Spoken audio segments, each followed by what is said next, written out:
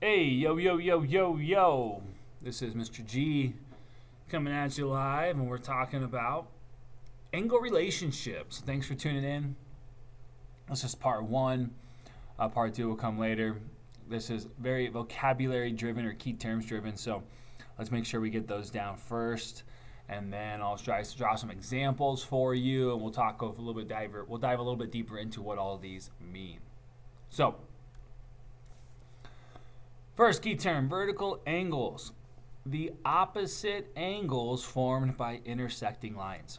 So if you guys look over here to the right, I have two intersecting lines. They're just two lines that are crossing. The opposite angles are the ones that are across from one another. So like this angle right here and this angle right here would be considered vertical angles. They are across from one another. Those are opposite angles. This angle right here would be vertical angle with this one over here, because those ones are also opposite from one another. They're on opposite sides. They're across from one another. Those are vertical angles. Now, the cool thing about vertical angles, and what makes vertical angles so important, is that vertical angles are equal to each other. They are the same measurement. They are congruent. Okay? So what I mean by that is if I were to tell you that this angle right here was a, 50-degree angle. Looks close to 50 degrees. Who knows?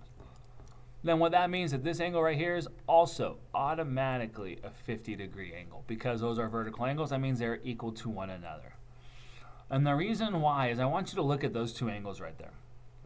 Look at how they change even when I change the way these lines cross each other. Okay? So right now, they definitely look like they're the same. But when I change this, let's say I change the angle of it. If I go here, well, now, here's what I want you to look at. Look at how these two angles, we were talking about these two right here, right? Look at how they've changed at the same time with each other. This angle still looks to be the exact same as this angle. So it doesn't matter how those two lines intersect. The angles across are always equal to one another. So now, this is like a 100-degree angle. But that means that this is also now was changed to a 100-degree angle.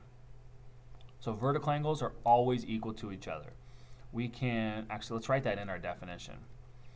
Always equal to each other. Sorry for my poor handwriting today. I've been having technology issues, so I have to write on my slate, and it's just not very good. So that's always equal to each other. So sorry that looks so sloppy. Also, we could also put are congruent. Congruent just means that they are the same measurement, that they are equal to each other. Congruent is what we use in geometry, but it's really talking about angles that are equal to each other or are the same measurement. And that's one of our definitions right here, so let's talk about it. So yeah, congruent angles are angles that are equal to each other. They're the same exact measure of an angle. So these two angles are congruent because they're both 100 degrees.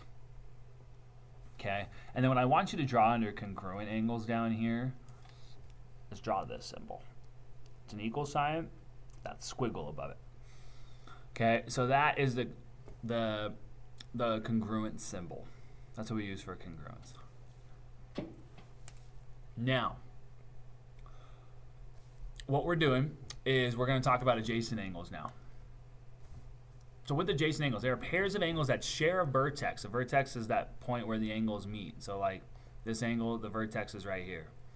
They share a vertex and one side, but they do not overlap. So what that means, what I like to think about with adjacent angles is they share a wall. They're kind of like apartment buildings. So in apartments, every apartment has a shared wall with somebody else. So that means adjacent angles also have a shared wall. So what I mean by that is I'm looking at this angle right here. This angle has two different angles that are adjacent to it. It has the one on the right-hand side. This is adjacent to it. And the reason why is they share this wall. Again, I'm sorry I'm struggling on this slate right now, guys. I'm not used to it. I haven't been using it in a while. So let me try to trace that again. So we have this angle is congruent to this angle, and it's because they share. That's terrible. That's a tough angle to draw. They share that wall. That was actually even worse. Okay, but they share this wall right here. Okay, so that's why they're right next to each other. They share a vertex and then they share a wall, so therefore these are adjacent angles. This angle right here is also adjacent because it shares this wall down here. Okay, So because they share that wall, there, I'll just fill in a lot so you can't see it. Because they share that wall, these are adjacent to one another. So their adjacent angles are very much like apartment buildings. They share a wall. Okay. So what we're going to do is we're going to look at these figures with a bunch of lines. And then with those bunch of lines, we are going to list all the pairs of adjacent angles and vertical angles. And we'll look at just this first one so we can do it together. And then you will do the second one.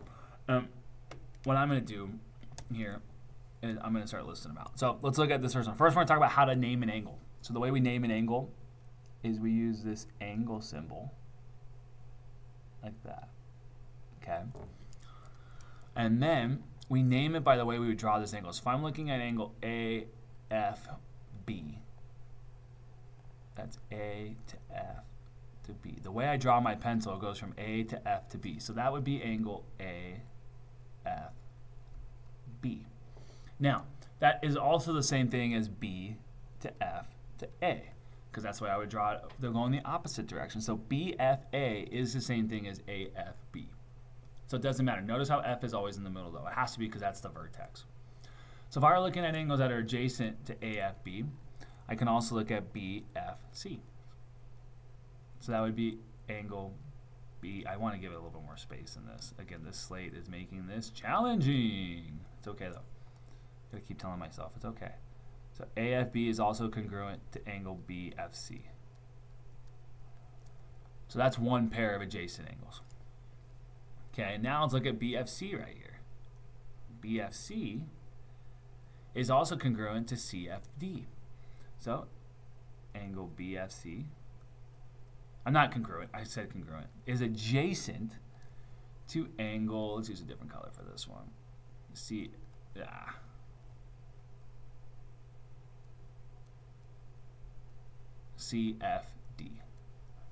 And CFD because they share this wall right here.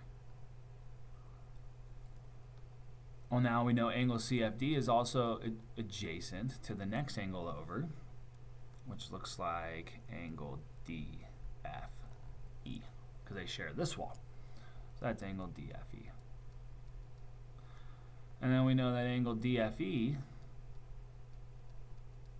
is adjacent to this angle right here. We'll put this one in blue since we haven't done blue yet, and that's angle AFE. That was supposed to be blue, and it was purple. So let's go like that. There you go, AFE. Because they share a wall. And then finally, AFE is also adjacent to AFB as we go full circle, because they share this wall. Sloppy, I know. I apologize. Now, vertical angles are, I'm just going to clear all this. Vertical angles are sometimes a little bit more challenging to find, but really we're looking for where two lines cross. So if I look, I have a line here, and I also have a line here. So those are two full lines. This is just a ray that's coming off from the vertex. This doesn't go all the way through, so therefore it's not going to have any impact on vertical angles. But these are my two straight lines that are intersecting. So our vertical angles are the pairs that are across one another. So these are two vertical angles. So I know that's angle BFA and angle DFA. That's a pair of vertical angles. I also know I have the other angles that are on the opposite side. So I have angle AFE, and then we can pretend like this isn't here, because BFD, all of this, is still a full angle. And that is a vertical angle to this one right here. So B to F to D, that makes this big angle here if this wasn't there.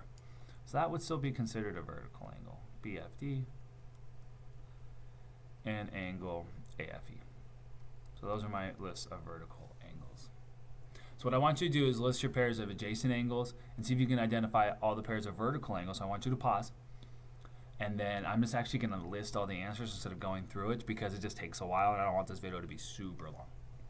So go ahead and pause it, list your pairs of adjacent angles, list your pairs of vertical angles, and then you're going to come back and check your answers. Okay, hopefully you paused. And I'm going to list all of your pairs, okay? So here are all, let me reveal all the answers to you. Bam! So here are our pairs of adjacent angles, and I was just kind of working my way. I started with FGA and AGB, and then I worked my way around. Pairs of vertical angles, there's a lot here, okay? So I have AGB and EGD. Those are vertical angles right here. Okay, this is a 90-degree angle because it has this box, which means this is also a 90-degree angle since they're congruent.